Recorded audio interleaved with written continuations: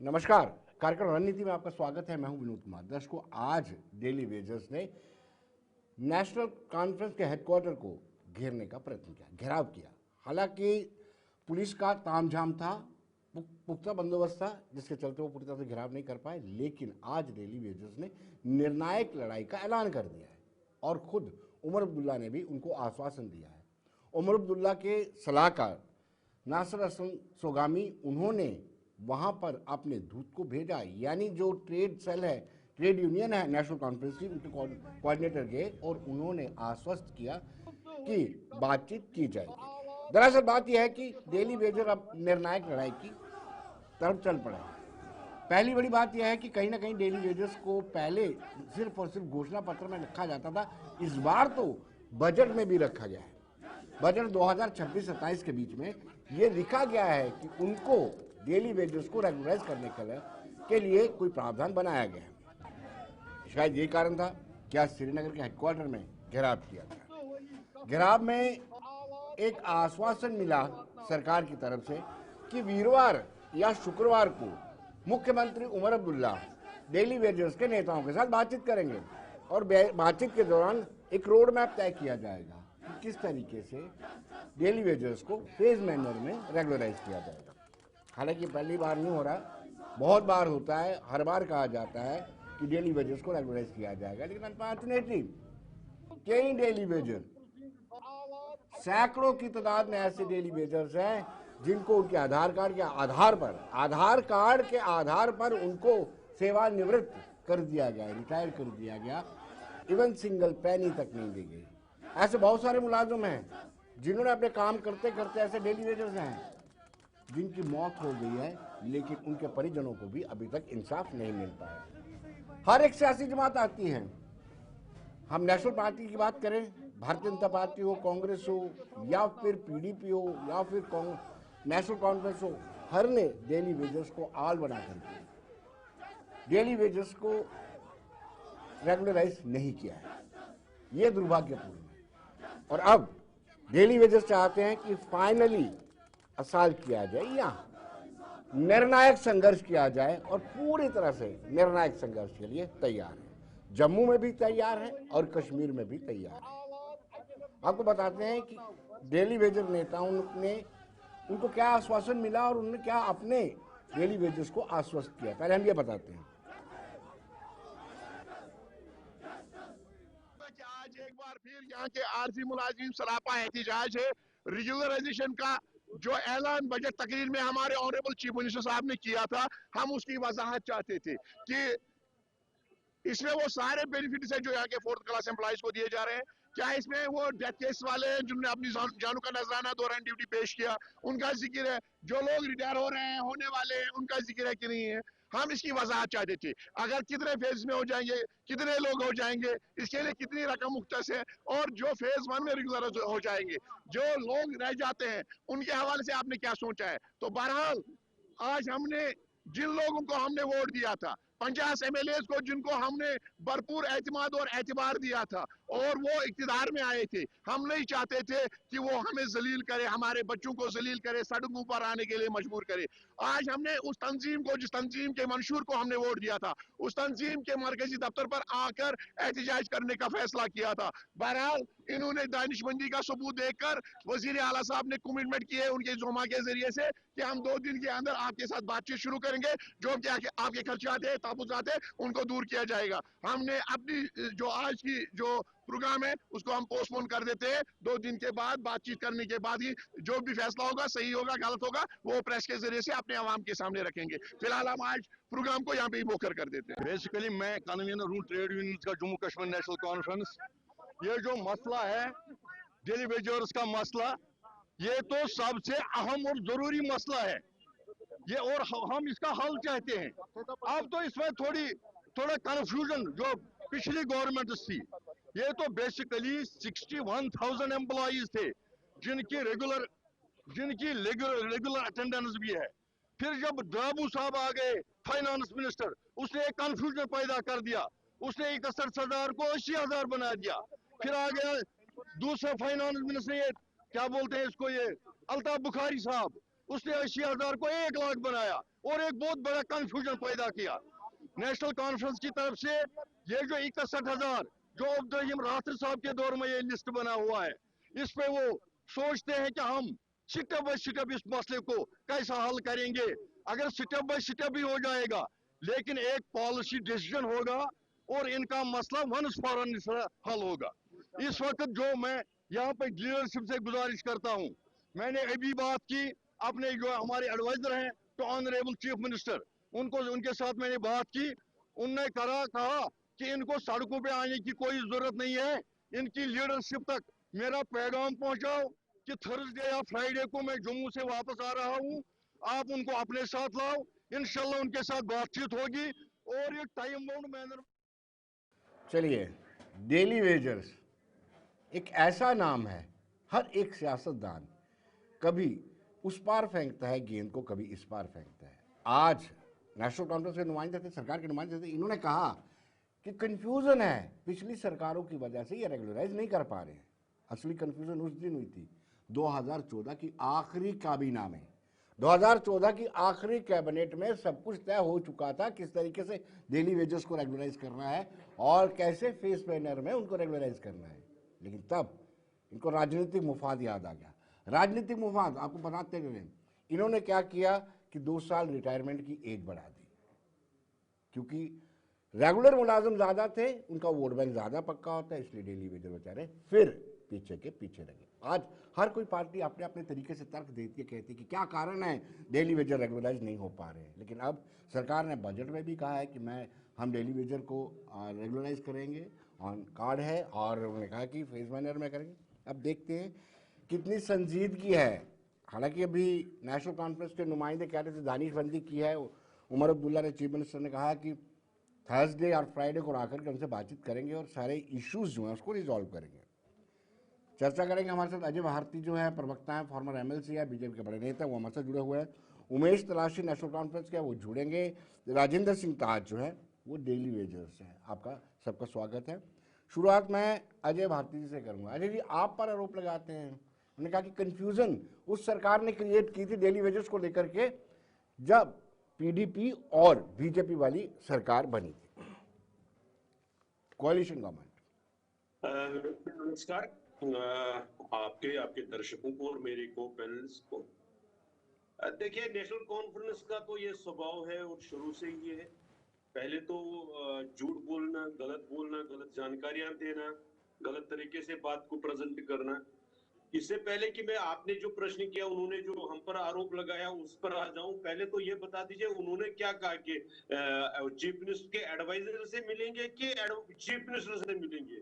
अगर आप उनकी बात ध्यान से सुनेंगे तो उनका कहना है कि नासिर असलम वानी साहब ने कहा कि मैं आऊंगा और मैं मिलूंगा। तो ये इसी तरह से शब्दों के जाल में फंसाते हैं लोगों को। इसलिए वास्तविकता क्या है उनको क्लियर करना चाहिए नेशनल कॉन्फ्रेंस को कि किन से मिलना है डेली वेजर्स की लीडरशिप को। भारती साहब, ये मान के चला जाए कि ये कह रहे हैं कि जो उन्होंने बजट में कहा है कि हम ऑन कार्ड्स हैं, इस पे हमने जल्दी इनको रेगुलराइज करना चाहिए, ये भी एक मुगालता ही है। नहीं, देखिए, वही मैं कह रहा हूँ ना कि उन्होंने क्या कहा, पहले मैनिफेस्टो में रखा, मैनिफेस्टो में वादा किया कि भाई हम इस पर पॉलिसी लाएंगे, लेकिन पार्लियामेंट असेंबली के फ्लोर पर चीफ मिनिस्टर साहब कहते हैं कि हमने तो मैनिफेस्टो वैसे ही बनाया था, मजाक, मतलब हम तो लोगों के साथ मजाक किए थे, आपने इसको सीरियसली क्यों लिया। तो नेशनल कॉन्फ्रेंस की किसी भी बात को सीरियसली कैसे लिया जाए। अगर उन्होंने वास्तव में बजट में इसको जैसे स्पीच में वो पॉइंट ऑफ इंटेंशन बता दिया, तो पैसे कितना रखा। आखिर आज डेली वेजर की लीडरशिप तो यही तो पूछ रही थी ना कि आपने अगर रेगुलराइज करना है, इस साल से शुरू करना है, तो आपने इस साल के बजट में कुछ प्रावधान रखे होंगे, कुछ इसके लिए एलोकेशन की होगी, वो कितनी की है, ताकि कितने 10,000, 20,000, 30,000 कितने लोगों को आप इस बार रिजर्व, उनकी पे से लेकर बाकी सारी चीजें। और जो आपने अपने इंट्रोडक्टरी रिमार्क्स में कहा, जो से लोग किसी भी कारणवश जिनका स्वर्गवास हो गया है, जो रिटायरमेंट हुई है, उनके बारे में क्या है, तो इसलिए उन्होंने वैसा नहीं किया, बस सिर्फ टालने के लिए इसको आगे बढ़ाया। जबकि दूसरी बात भी है कि जब 2007 में हाईकोर्ट का फैसला आया था तो 2009 के बाद तो नेशनल कॉन्फ्रेंस की ही सरकार थी। जी 2009 से लेकर 14 तक उन्होंने क्या, 8 से लेकर 14 तक क्या किया उन्होंने उस वक्त। इसलिए नेशनल कॉन्फ्रेंस पर ये मतलब ऐसे वादा खिलाफी का कोई पहली बार ऐसा ये होता है, ऐसा नहीं है। हाँ, हमारे डेली वेजर भाइयों ने उन पर विश्वास किया। मैं अब ये नहीं कहूंगा कि उनको ये कर दिया, उनको सरकार में आने में मदद करी है, तो सामने है परिणाम। चलिए ताज साहब, आपसे जानना चाहते हैं, हाथ कंगन को आरसी क्या, पढ़े लिखे को फारसी क्या, आप लंबे समय से संघर्ष कर रहे हैं। पहले आपके जो यूनियन लीडर हुआ करते थे, डेली वेजर्स के बड़े यूनियन लीडर जो रेगुलर होते थे, वो आपका मिसयूज करते थे, उसके बाद सियासी जमातों ने भी। क्या आपको लगता है कि जब बजट में कोई प्रावधान ही नहीं रखा गया है, यानी कोई अमाउंट फिक्स की हो ना, इतना इतना अमाउंट फिक्स है, तब लगता है कि चलिए इनकी नीयत ठीक है, ये नीयत ठीक है, साफ नीयत से ये हमें रेगुलराइज करना चाहते हैं। जब इस बजट में कोई पैसा नहीं रखा गया और किस तरीके से ये बोल रहे हैं कि हम रेगुलराइज करेंगे, वो भी फेज मैनर में, वो कौन सा जादू की छड़ी है? विनोद जी, ऐसा है कि पहला नंबर, क्या सिर्फ कश्मीर के डेली वेजरों को चीफ मिनिस्टर साहब मिलेंगे, या जम्मू में जो हम पिछले 4 साल से एजिटेशन कर रहे हैं, क्या हमारी तरफ किसी ने मिलने का हाथ बढ़ाया आज तक? हम ये भी पूछना चाहते हैं। दूसरा ये पूछना चाहते हैं कि आपने बजट में 6 तारीख को ये घोषणा की कि फेज्ड मैनर में रेगुलाइजेशन होगी। आपने एसआरओ नहीं बताया, आपने डेट टाइम नहीं बताया, और आपने कहा in my government time, in coming time. उसमें क्लियरिटी नहीं है। और 6 फरवरी से हम लगातार ये पूछते रहे और सरकार को टाइम देते रहे कि हमें, आपके पास 10 फरवरी तक का टाइम है, हमें क्लियर कीजिए। और क्लियर जब नहीं किया गया तो जम्मू कश्मीर की हिस्ट्री में पहली बार एम्प्लॉइज़, खासकर डेली वेज का ये लेबर सेक्रेटरी के गेट तक पहुंचे, जहां से सिक्योरिटी चेक के लोग सेक्रेटरी अंदर जाते हैं। ये आपने भी देखा, सबने देखा। हम वहां सुबह 10 बजे लेके शाम को 6 बजे तक बैठ रहे। चीफ मिनिस्टर साहब अंदर थे, उनके एडवाइज़र वहाँ थे, उनके तमाम मिनिस्टर अंदर थे। क्या जम्मू के साथ जम्मू की लीडरशिप को नेशनल कॉन्फ्रेंस के लोग नहीं मिलना चाहते? अगर आपके वहाँ ऑफिस में लोगों ने घेराव किया तो आप वहाँ उनको मिलने के लिए आपने प्रॉमिस कर दिया। क्या हम आपसे 20 कदम दूरी पे थे? क्या आपका फ़र्ज़ नहीं बनता था कि आपका कोई सरकार का नुमाइंदा आता, वो बातचीत? हम तो क्लियरिटी चाहते हैं उमर साहब से। और उमर साहब ने 1 साल पहले ही ये बात बोली थी असेंबली में, जब जम्मू में 10 मार्च 2025 को हम पे लाठीचार्ज हुआ, और 11 मार्च को उन्होंने कहा कि जो लोग धरना प्रोटेस्ट कर रहे हैं, मेरी हाथ जोड़ के उनसे रिक्वेस्ट है कि वो वापस आ जाएं, सरकार पे विश्वास करें। और चीफ सेक्रेटरी साहब की चेयरमैनशिप पे एक 6 महीने कमेटी बनी है, वो कमेटी 6 महीने के अंदर रिपोर्ट देगी। आज उस कमेटी का 1 साल हो गया, और उमर साहब ने पिछले साल बजट में कहा था कि नेक्स्ट बजट में हम रोड मैप बताएंगे कैसे रेगुलाइज करेंगे। आज भी उन्होंने रोड मैप नहीं बताया। पहला नंबर ये दो। दूसरा, मैं भारती साहब के पास आऊँगा। भारती साहब, हमें बड़ा अफसोस ये है, बीजेपी पीडीपी से भी आता है, कि अगर उमर साहब 9 में कमेटी बनाते हो, 14 था वो कमेटी फाइनल होती, उस कमेटी के राथर साहब चेयरमैन थे, एक कैबिनेट मिनिस्टर चेयरमैन था, श्यामला शर्मा जी आपकी पार्टी में अभी वो हैं, और स्नोत्रा साहब थे। उस कमेटी ने अगर 61,000 लोग 11 लोग अथेंटिकेट किए, तो आपकी जब पार्टी बीजेपी के साथ पीडीपी के साथ आपकी पार्टी सरकार में आती है, आप उस रिपोर्ट को लागू ना करके आप एक लूला लंगड़ा एसआरओ 520 लेके आते हो। अब ये आए, इन्होंने फिर कमेटी बनाई, हम कितना वेट करें? हम उस वेट की बात करते हैं। जो भी सियासी लोग आते हैं वो वादा करते हैं। इवन तक ललकार रैली में 2013 में जब मोदी साहब बीजेपी के इलेक्शन कमेटी कमेटी चेयरमैन थे, वहां भी ये बात बोली गई थी। तो हमारा मसला पंच से लेकर प्राइम मिनिस्टर तक, बच्चे से लेकर बुजुर्ग तक, हर एक को पता है। लेकिन टाल मटोल की नीति, ये लॉलीपॉप नहीं चलेगा। डार साहब, आपका भी स्वागत है, हमारे से जुड़े। डार साहब, कोई रोड मैप तो होना चाहिए, कुछ चीज़ें क्रिस्टल क्लियर होनी चाहिए। क्यों ये भी सोचते हैं कि हमें भी मुगालते में इस सरकार से कुछ उम्मीद थी उनको? डार साहब,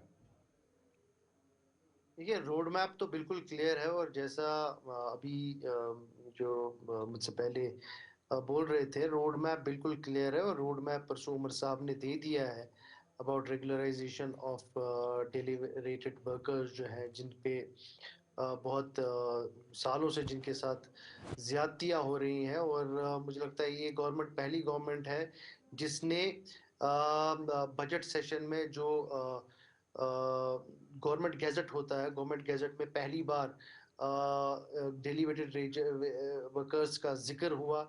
इससे पहले अगर 6 साल तक जब एलजी साहब थे, उन्होंने तो इस प्रोसेस को फ्रीजर में रखा था, ये प्रोसेस कहीं चल नहीं रहा था। अब कहीं जाके जब लोगों की सरकार आई है, तो उस लोगों की सरकार में उमर साहब ने इस इशू को उठाया है, और मैं आपके जरिए से इन सबको, जो हमारे भाई हैं, चाहे जम्मू के हों या कश्मीर के हों, बिल्कुल उन सबको एक आश्वासन देना चाहता हूं कि इस सरकार में इनका जो ये इशू है, जो रेगुलराइजेशन का जो एक मेजर ह्यूमैनिटेरियन इशू है, मैं मानता हूं एक ह्यूमैनिटेरियन इशू है, इसको और किसी एंगल से हम नहीं देखेंगे। ये इंशाल्लाह हम इस साल से ही कंप्लीट होगा, क्योंकि आप टाइम फ्रेम की बात कर रहे हैं, टाइम फ्रेम मैं आपको दे रहा हूं, इस साल से ये प्रोसेस स्टार्ट हो जाएगा, और आपको जो है अगले कुछ महीनों में ही अच्छी खुशखबरी मिलने वाली है। तो आप मुतमईन रहिए, आपका जेन्युइन डिमांड है, जी और उमर साहब भी लगे हुए हैं, और आप के जो मसले और मसाइल हैं वो हल होंगे। मैं बस आपसे एक ही गुजारिश करूंगा, जी आप बीजेपी वालों के झांसे में मत आइए, आप बीजेपी वालों की तरह चलिए एक कश्मीर और जम्मू का इशू मत बनाइए, चलिए मेहरबानी चलिए करके, डॉक्टर क्योंकि साहब ये हमारे अमन है। एक सेकंड, राजेंद्र जी एक मिनट, डॉक्टर साहब आपको भी एक मिनट रोकने को लौटते हैं एक छोटे ब्रेक के बाद, बने रहिए। ब्रेक के बाद एक मरतबा फिर स्वागत है। मैं सीधा अजय भारती जी के पास जाना चाहूँगा, क्योंकि डार साहब ने, जो नेशनल कॉन्फ्रेंस के प्रवक्ता, उन्होंने कहा कि आप इनके झांसे में मत आइए।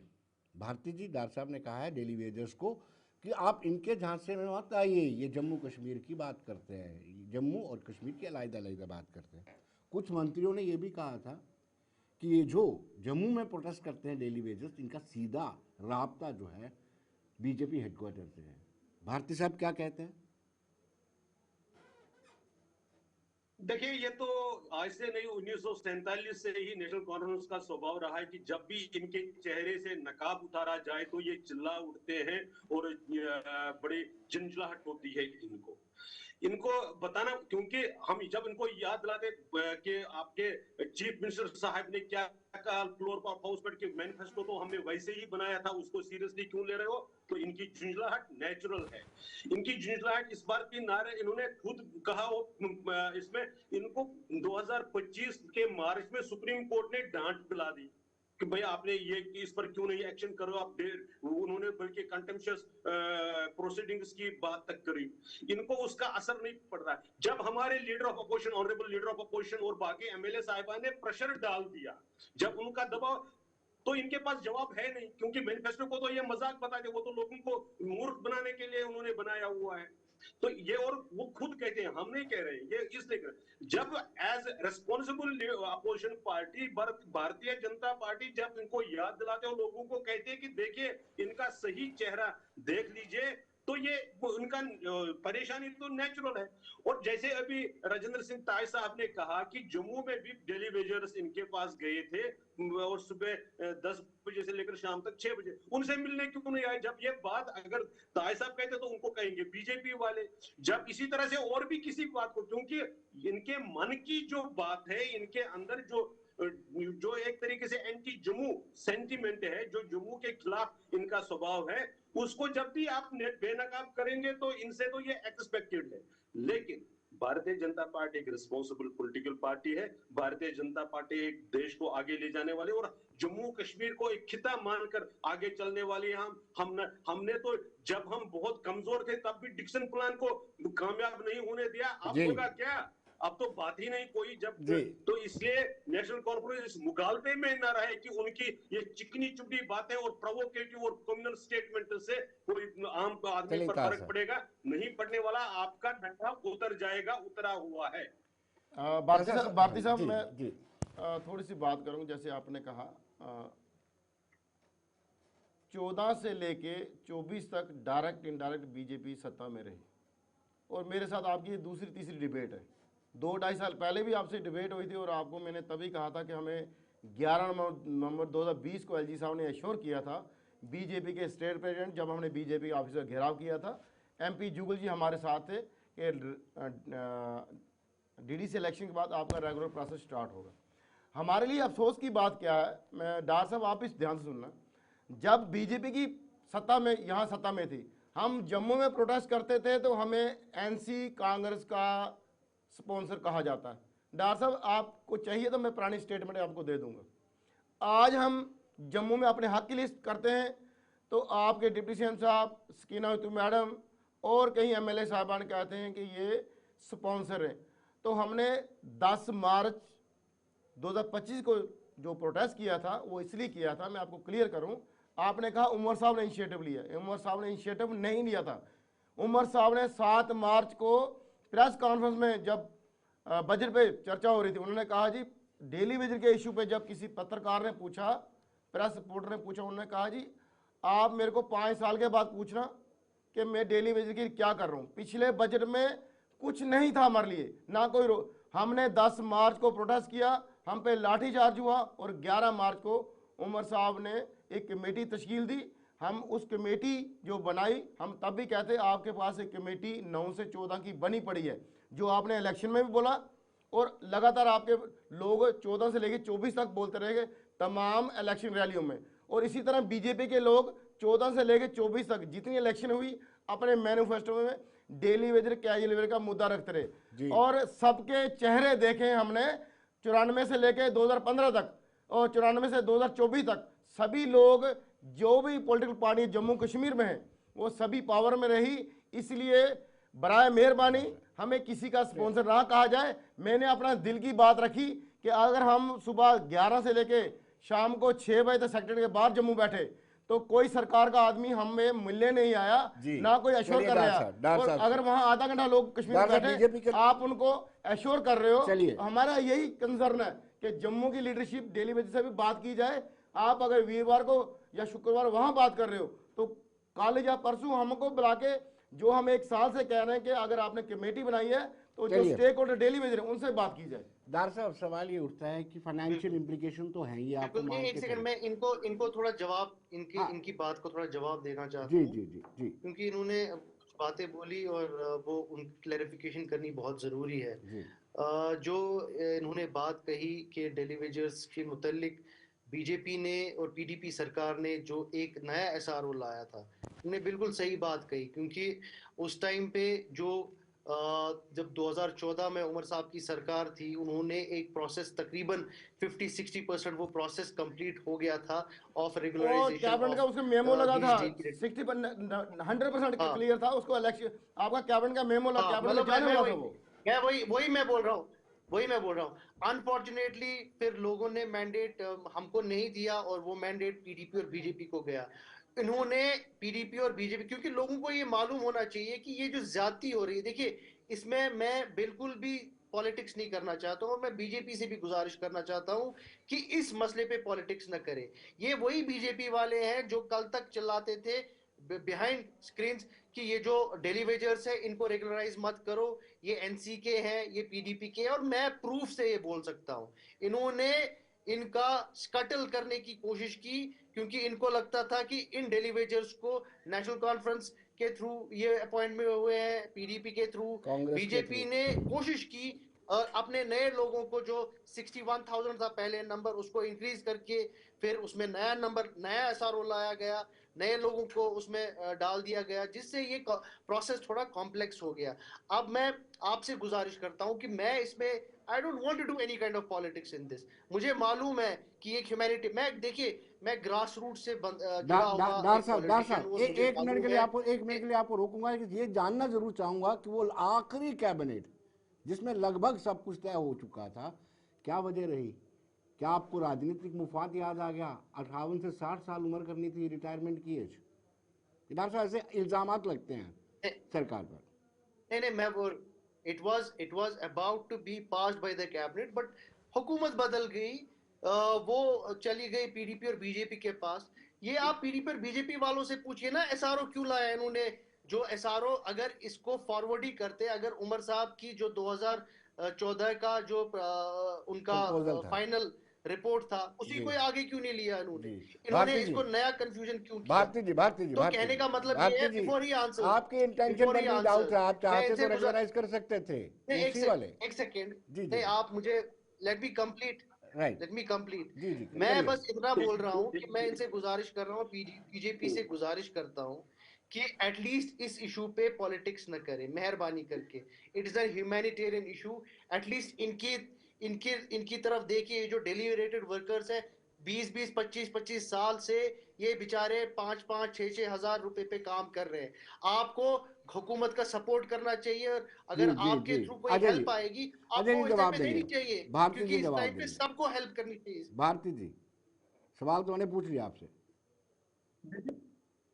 यही यही देखिए, यही है कि मैं यही बता रहा हूं, जब आप इनको एक्सपोज करेंगे तो ये ऐसा ही फिर उठते हैं। आपने पूछा कि आपने 58 किसे 60 तो कर दी, लेकिन टेलीविजन को क्यों नहीं किया, उसका ये जवाब नहीं देंगे। आपने 2009 में, क्योंकि 2007 में कोर्ट केस आया था, 2007 से लेकर 2009 तक क्यों छोड़ दीजिए, 9 के बाद 14 तक क्यों नहीं किया? क्योंकि चुनाव में जाकर फिर वर्गलाना है, जो वो खुद मानते हैं, सिर्फ इतना ये करते हैं। फिर जम्मू में जैसे ताई साहब ने इनसे पूछा कि भाई आप यहाँ पर हमसे मिलने क्यों नहीं आए, तो ये उस पर मुकर जाते हैं। इनका सिर्फ एक चीज है कि इनको बीजेपी की मदद चाहिए, सिर्फ इसलिए क्योंकि इनका मैनिफेस्टो बीजेपी इंप्लीमेंट करे। ये नहीं होता। आपने मैनिफेस्टो बनाया क्यों, क्या सोचकर बनाया था आपने? लोगों को बेवकूफ, आपने बिजली मीटर्स के पर भी कौन मैनिफेस्टो की कोई एक बात बता दीजिए जिसको आपने पूरा किया, और आप लोगों आप को मैनिफेस्टो वादा छोड़ो ना, अभी खिलाफी के डिबेट बारे में किस ये पे हो बता रहा है? देते हैं। अजय आपने भारती जो, जी, मैं बीच में आप नहीं बोला, मैनिफेस्टो को मैं आपके छोड़ो, वो बीच हम में करके बिल्कुल नहीं देंगे। बोला, ये गलत है, आपने ये 15 लाख डाले बदतमीजी है, मोदी साहब ने, बदतमीजी है। मोदी साहब ने 15 लाख डाले लोगों के अकाउंट में, मैं आपके बीच जनधन में नहीं अकाउंट में बोला। 15 लाख आप रुपए डाले। एंकर नहीं हो। हमसे आप मत पूछो, एंकर को बोलने आप पहले दीजिए, अपना जब आपका जवाब नाम दो। लिया जाएगा जी तब बोलिए। जाके जी आप मोदी बीच में साहब से बिल्कुल पहले क्यों पूछो, बोलते हो? 15 लाख डाले, परेशान क्यों फिर आप होते हो? उमर उतला से आप सवाल एंटी पूछो। जम्मू हो, आप 15 लाख एंटी डाले पीपल आपने, हो, आप गरीबों आप के हमसे सवाल कर रहे हो। गरीबों को मारने वाले लोग 11 हो। साल से आपने लोग वेट कर रहे 2010 हैं में जो 15 किया, लाख का। आपने एक सौ का 11 नोटिस साल जमा से किया। लोग वेट आप कर रहे हैं 15 आप लाख हमसे का, पूछेंगे, वो कहाँ गए वो 15 लाख? अधिकारी नहीं बनता, आपको कोई और आप नहीं हमसे सवाल बनता। कर रहे हैं, 1 साल आपने हो गया इनको अपने इस हुकूमत हेडक्वार्टर को, तक आने और नहीं आप दिया। हमसे पूछ रहे हैं। आपने आप इनको पहले अपने अपना जवाब दो हेडक्वार्टर ना। तक नहीं आने दिया। भारतीय जनता पार्टी मोदी के साहब ने लीडरशिप ने ये बीच में बोलना 2014 ही में हेडक्वार्टर की लोगों से बदतमीजी वादा है। किया था, मैं 15 लाख हर किसी के अकाउंट में डालूंगा।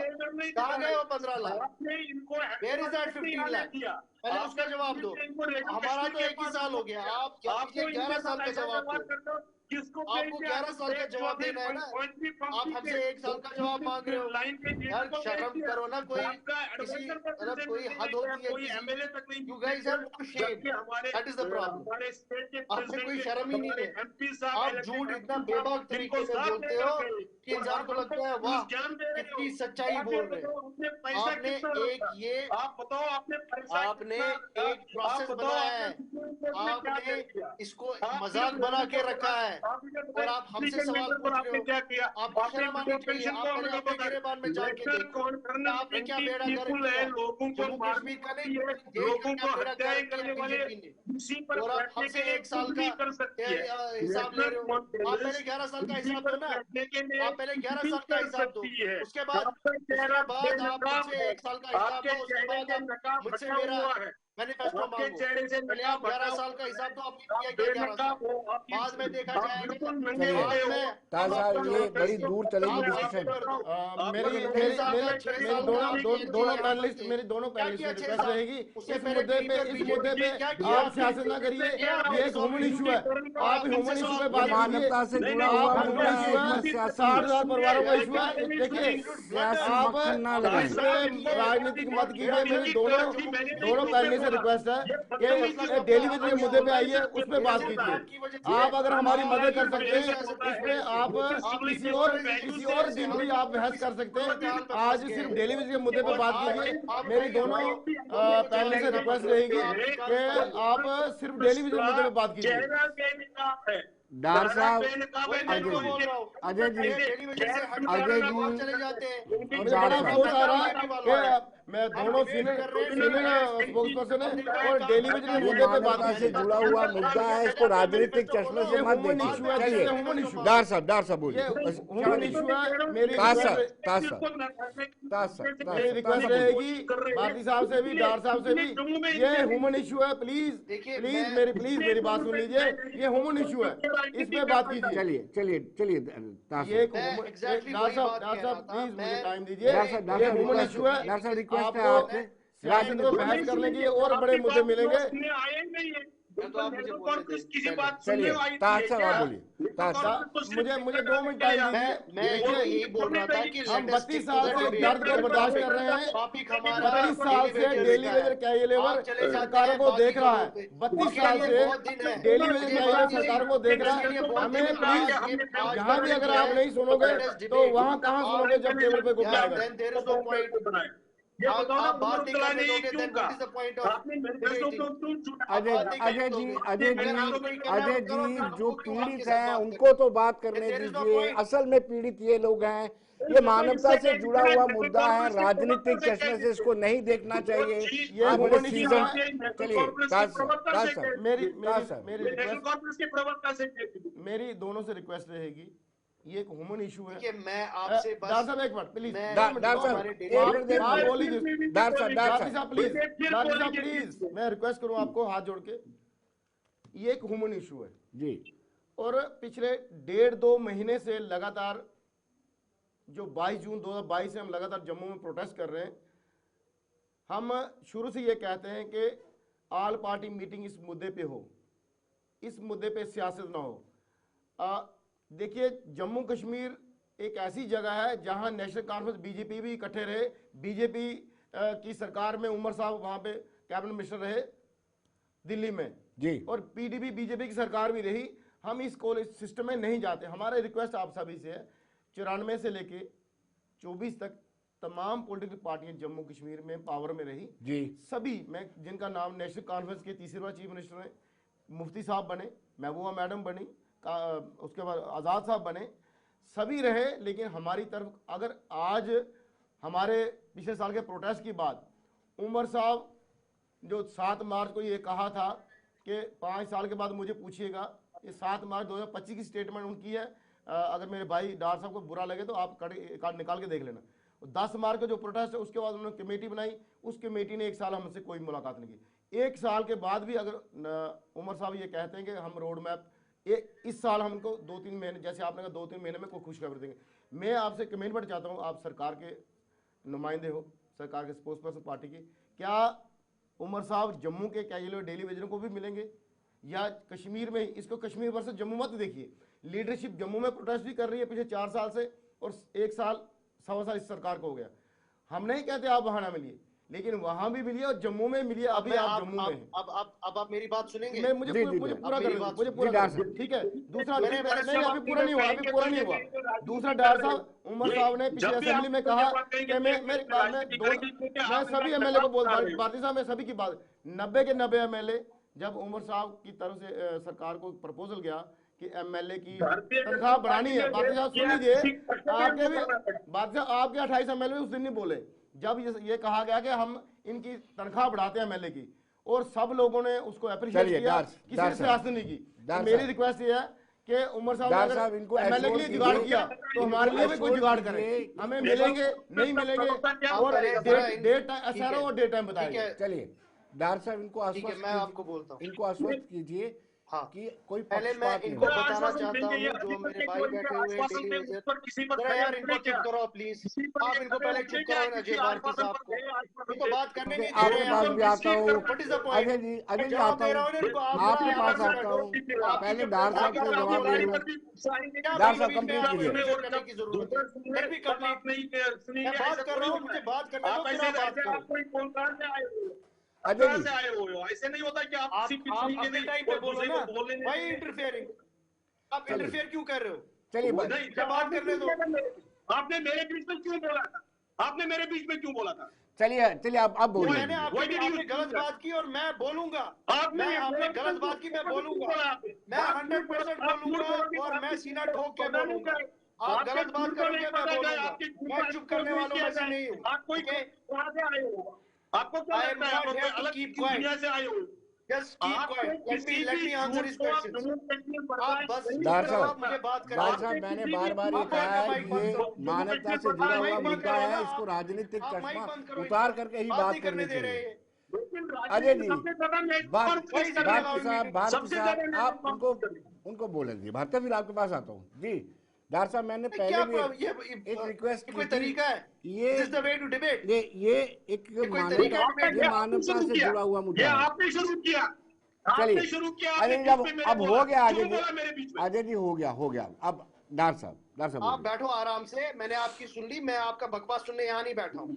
आप अपनी बकवास अपने पास रखो, ठीक है? अब डार मुझे साहब लेट मी आंसर इट। डार साहब मैं ये कह रहा हूँ ये मानवता से जुड़ा हुआ मसला है, राजनीतिक चश्मा उतार कर ही बात होनी चाहिए, उतार देना चाहिए राजनीतिक चश्मा, क्योंकि हमने इनकी हालत देखी हुई, इनके घरों में मैं क्या हाल है। इनसे जो मेरे भाई डेली वेजर बैठे हैं यहाँ पर, जो रिप्रेजेंटेटिव है डेली वेजर्स के, मैं पहले सबसे पहले इनको एक जो गलत तासुर मिला है कि जम्मू के डेली वेजर से अलग डील हो रही है और कश्मीर के, ऐसा बिल्कुल भी नहीं है मेरे भाई।